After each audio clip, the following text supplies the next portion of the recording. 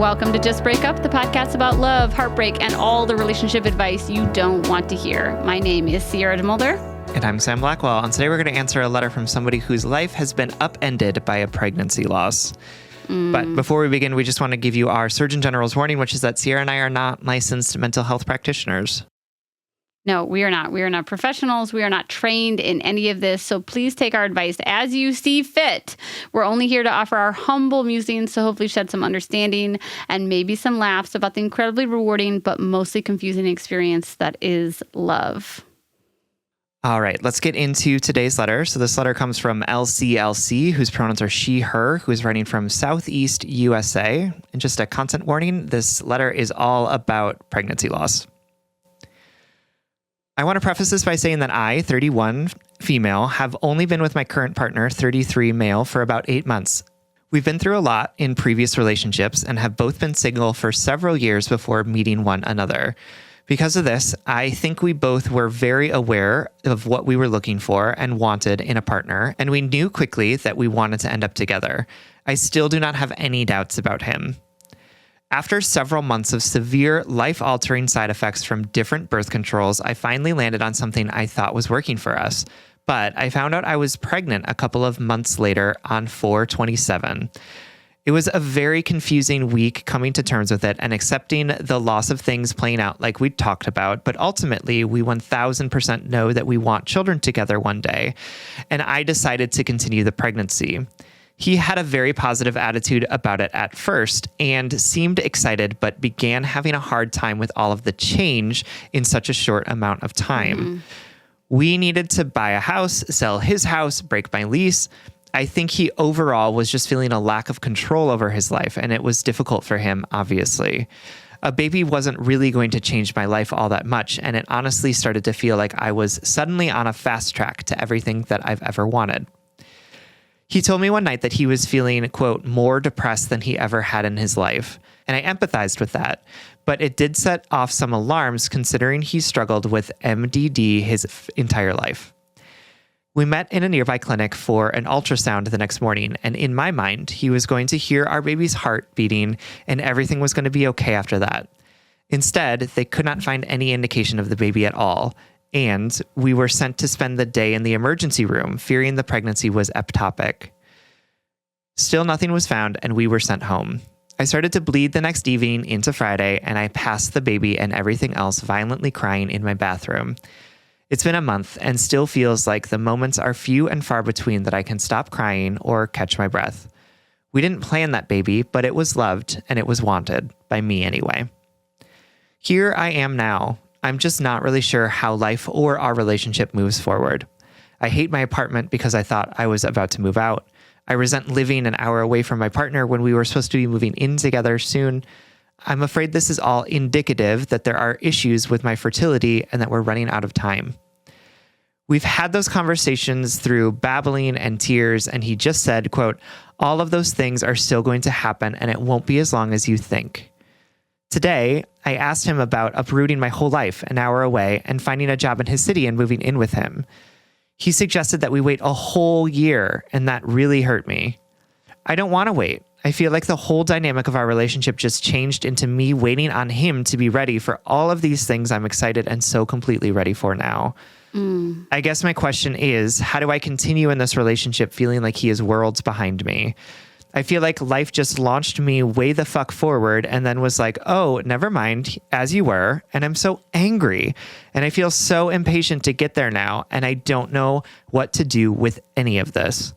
Thanks for being you. You mean a lot to me. And I appreciate your love and insight more than I can tell you. Aww.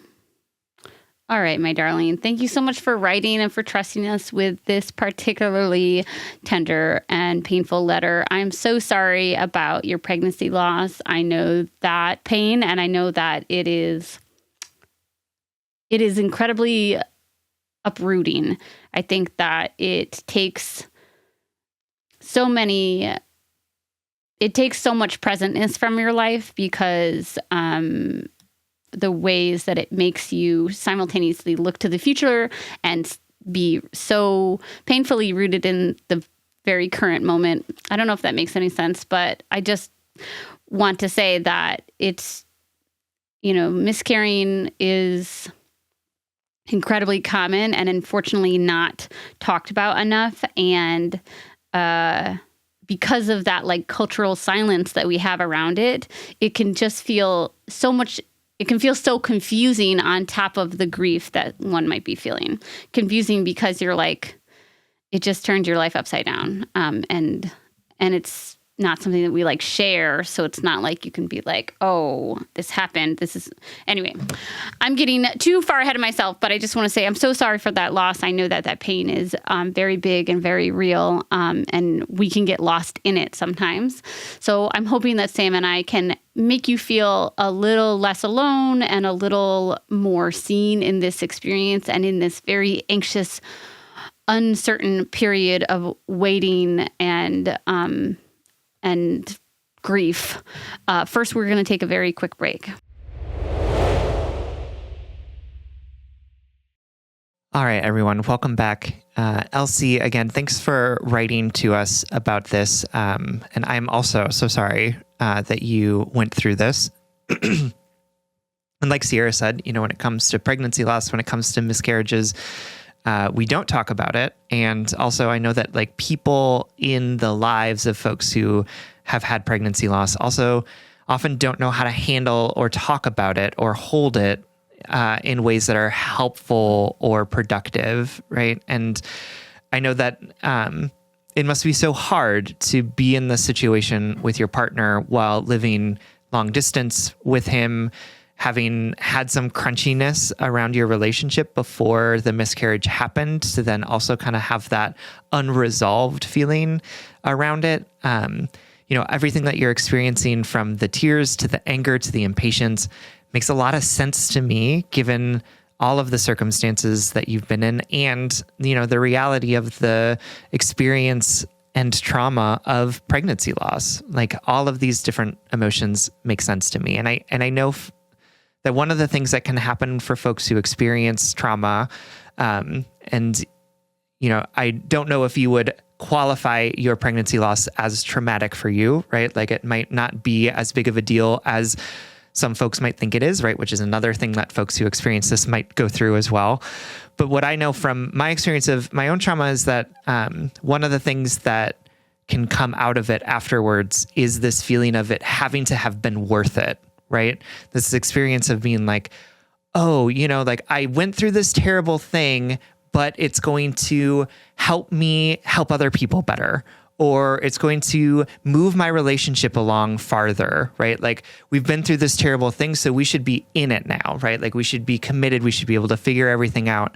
And that's what I'm picking up from your letter. And I don't know if that's a true experience for you. And if it's not, then, take this advice or don't. But I just want to like name with deep empathy and understanding the feeling of the urgency around this has to have some sort of meaning for me, or else how am I supposed to hold what I went through in any sort of understanding of it, right? This has to propel our relationship forward into the next iteration of it, or it won't have been worth it. And I don't know how I can hold this terrible thing that happened to me unless it has some sort of meaning or purpose in my life. And so I just feel that so deeply, and I can feel the anger and impatience that you have, and the pain that you're experiencing, knowing that your partner is sitting on the other side of this and not seeing or hearing the urgency that you're feeling around. We have to move on to the next thing. We have to get someplace where this will make some sort of sense to me, where it will have some sort of meaning or purpose in my life. Yeah. And I think particularly with people who can get pregnant, I think I really connect with this idea that like you wanted children and that this pregnancy wasn't planned. But there's so many things happening here that are squarely in your body. The pregnancy, the miscarriage, the grief, the anxiety, the waiting. And it's sort of like this has put you on what feels like a timeline, because it has opened that door to conception. And all of a sudden you're like, this was supposed to go differently. And now you're back to a place where you're thinking about timeline. You're thinking about the fucking biological clock that we're told about, where you're thinking about the uncertainty of your relationship. Not that you're uncertain about your partner, but like that this had put you on a path that you felt so grateful to be on. And now you're kind of off to the side and you're like, no, but I want to be on that path. I also want to also articulate the fact that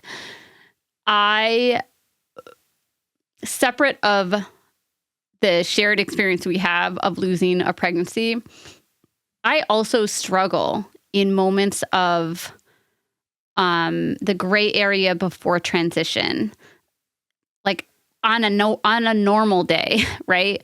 The fact that you're in your apartment, you were already making plans about breaking your lease, you were thinking about buying a house together, like that waiting, the unknownness of the future, like the timeline isn't stamped in stone yet. Like you don't know. Your partner just said, okay, let's wait for a year. And you're like, what are you talking about? I was thinking, waiting feeds anxiety, and a nebulous timeline feeds anxiety. And unfortunately, that is also what is required of us so often in life, is to let go of control, let go of knowing what the exact next step is. Like you don't want to move in with your boyfriend before he's ready. And in the same breath, in the same moment, that doesn't mean that your needs or your desires aren't real or valid right now. It's like you don't want to rush this timeline. And also, this is the timeline you want, and that's valid. And so how can we marry those two things? And how can you and your partner lean towards each other and recognize the validity in both of your needs and both of your desires, Absolutely. And I think it's important for you to talk with your partner about how this sort of disruption to the big disruption that you were planning on is landing for you, and as you're expressing some of those feelings too, right, remaining curious about what this experience has been like for him. Because I think, again, like one of the things that can be so hard about these really hard moments in our lives is that you two are separate people experiencing it differently, right? And it feels like there should be camaraderie, right? Like we went through this together, right? We were both in the room when we found out that this was happening. And you had a deeply different experience than he did, right? And you're going to process it differently than he's going to process it. And you are going to feel it in your body different than he is because it wasn't in his body, right? And so I think... it's just so challenging, right? These situations. I'm so glad. I'm so glad you prefaced that, because I literally had just typed in my notes, like, he will never grieve the way you will. And I needed a second to be like, you can just say that, like, you don't have to get upset, but it's true. It's like, it is such a hard experience because it is isolating, because it is your experience. It is of course, you guys made that baby together, right? And he's going to grieve on his own, and he's struggling in his own way. And by no means am I trying to disempower him or take away his grief. In fact, I'm just trying to tell you that it is okay if it feels like you're alone in this. You're not, but I know it feels like that. And I know that feeds the anxiety even more of like, aren't you sad? Didn't you grieve this? Like, don't you want this too? Didn't you feel the joy that I felt? And I just want to say that longing for that shared experience is very real and really, really valid. And also, it's okay. It doesn't always mean what you think it does if it's not reciprocated in the same way. I also want to just say, as somebody else who has a uterus and who has experienced a very traumatic pregnancy loss, and who knows way more about the fertility experience now after everything I had to go through, I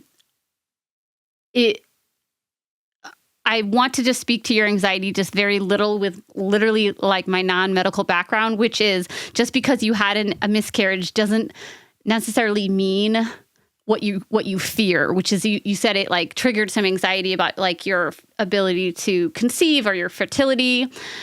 And hey, you know what? that is real. That happens to more people than we would ever imagine. But because of our culture of silence around miscarriage, we don't realize how common it is for bodies, anybody, to miscarry, that is actually a part of the fertility experience, that like 1 in 4 pregnancies result in miscarriage. And that is a huge percentage of pregnancies that we don't talk about, and then we internalize it and say that this is our body failing, when in fact it's our bodies doing what they're designed to do, which is bring forth the healthy, right pregnancy. And I know that that's so painful, and there's so much nuance and gray area. And honestly, I regret even saying that out loud, because when I had my ectopic, I remember someone being like, part of it is good because, something was wrong with that pregnancy then. And I was like, right to the heart. Like, I didn't want to hear that. It's also biologically not true in my case because it just got stuck in my fallopian tube. But anyway, so even take this as an example that like we all suck at receiving this type of grief. Even me, even somebody who went through it. Like we fumbled to say the right thing. But it's so common. You're the listeners to this podcast. I guarantee you that a quarter of them have experienced miscarriages, and that doesn't make it easier, and that doesn't make it better. And I have no idea what your fertility journey is going to be in life, but it doesn't mean that something's wrong with you. It doesn't mean that your body is broken or that it failed you. It's unfortunately a really common part of our bodies being bodies. And I hope you feel less alone in that. I think all of this to say that all of the different things that you're experiencing right now, all of the different emotions are totally understandable. And I think totally valid in all of the different ways that this experience has been so uprooting. I think Sierra said that at the beginning of the episode as such a perfect way to talk about it. And, I think as you are moving forward and thinking about what this relationship looks like for you, is to share with your partner and with people that you love and trust, including perhaps a therapist, about what this experience has been like for you, what is coming up for you around this experience, what sort of stories are you telling yourself about your body or about your relationship or about what is true in the world, and enlisting folks to help support you in moving into whatever comes next for you. I think that these things can really be a challenge for relationships, because of the ways in which grief and trauma can show up in our bodies and in our hearts. And I also know that many relationships have been through similar stuff to what you and your current partner are going through and come out the other side of it in relationship, right? In conversation, in shared value and goals around what they want next. And that process, unfortunately, takes honesty and vulnerability, and sometimes it takes time. And I have faith that you two are going to figure this out, right? I have faith that you will figure out what it looks like for you to move forward. And it is going to take you two talking really meaningfully and deeply about what does your relationship look like now that it has been disrupted so meaningfully in this way. And what do you two want to agree to with each other about what comes next, right? Not like what comes next in 10 years, but like what is the next thing, the next right thing that we should be thinking about and working on as a partnership. And if those two things are in agreement, if those two things can find a place where you can find compromise, then great. And if they're not, then that's also okay, right? Doesn't mean that you are missing out on a future. Doesn't mean that you are going to be lonely and childless for forever. It just means that this relationship isn't the one that's going to be able to carry you through into the next thing. And that's okay. It sucks. Absolutely. It's terrible. It's heartbreaking, all of those things, but you are going to be okay even if that happens. And really quick before we sign off, I just want to say it's also okay if now is not the time you make big decisions about your relationship future. You are in a grieving period. You are having a trauma response. Your body is still processing a ton of hormones. Fucking pregnancy hormones are a trip, and they hang in your body for a long time. You are also, your partner's dealing with a mental health crisis or a flare up. Grief is happening, and it's okay listen, it's summer. And I remember those months after my ectopic pregnancy, it was really about what is the next right thing? What is the thing today that will make me feel present here in my loving and giving body? How can I make my body feel good? How can I feel connected with my partner? So, okay, you feel great about your partner, but he's anxious about moving in. Okay, in the next 2 weeks, the goal is for you to have really great times together, to feel good together, to distract your body from the loss and the trauma and to reconnect it with its feelings of peace and joy. There's a lot to unpack here in this relationship that has all been sort of triggered by this thing. And also, don't let that feed the anxiety to the, when I'm upset, I feel like I need to act. I need to do something. I need to know everything's going to be okay. I need to know that this is all going to be worth it, like Sam said in the very beginning.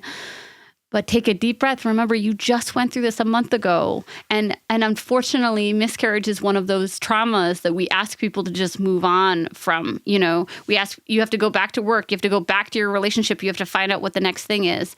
I want to know, what is the next thing that's going to make you feel good? What is the next thing that you're going to do with your partner that makes you feel connected to them?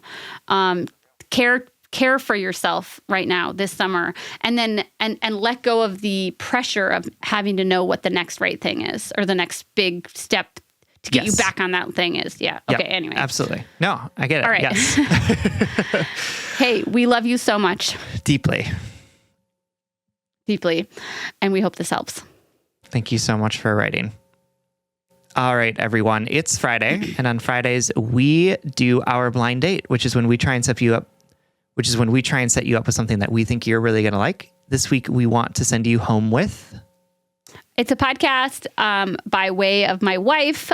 She's been listening to the Handsome Pod, and it's by comedians Tig Notaro, Fortune Feimster, and Mae Martin. 3 queer. I love all 3 of them. I know. So funny.